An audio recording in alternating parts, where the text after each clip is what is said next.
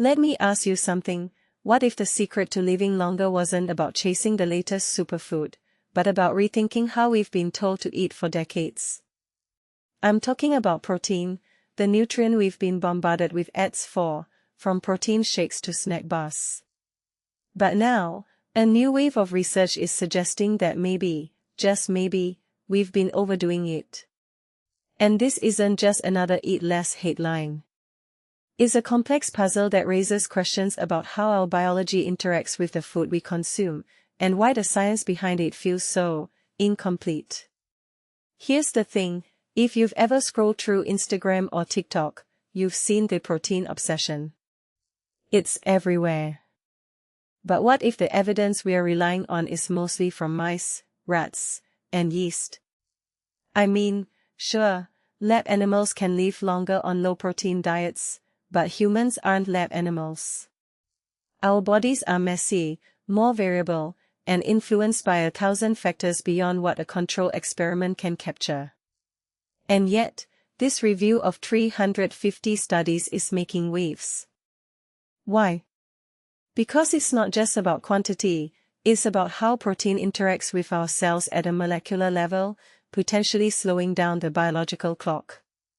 But here's where it gets interesting. The exact mechanism is still a mystery. Is it the total protein? Specific amino acids? Or is it the overall quality of the diet? We don't know. And that's the real story here. Let's talk about amino acids for a second. You've heard of methionine, isoleucine, valine, those are the building blocks of protein. But what if restricting these specific amino acids, rather than protein as a whole, is the key? That's a wild thought. It suggests that the problem isn't protein itself, but certain components within it. But how do we even begin to separate that in human diets? Because in reality, people don't eat amino acids in isolation. They eat food. And food comes with fiber, fats, antioxidants, and a whole ecosystem of nutrients.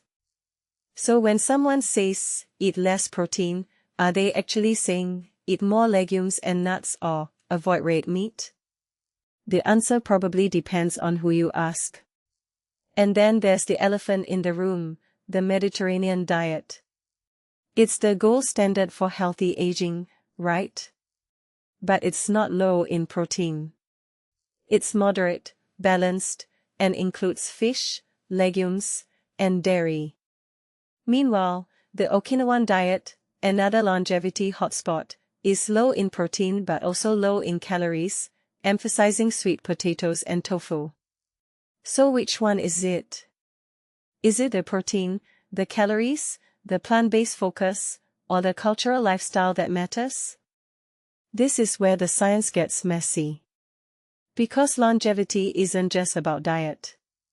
It's about sleep, exercise, stress, and the social connections we forge. I mean, if you're a 70-year-old with a sedentary lifestyle, does eating less protein even matter? Probably not.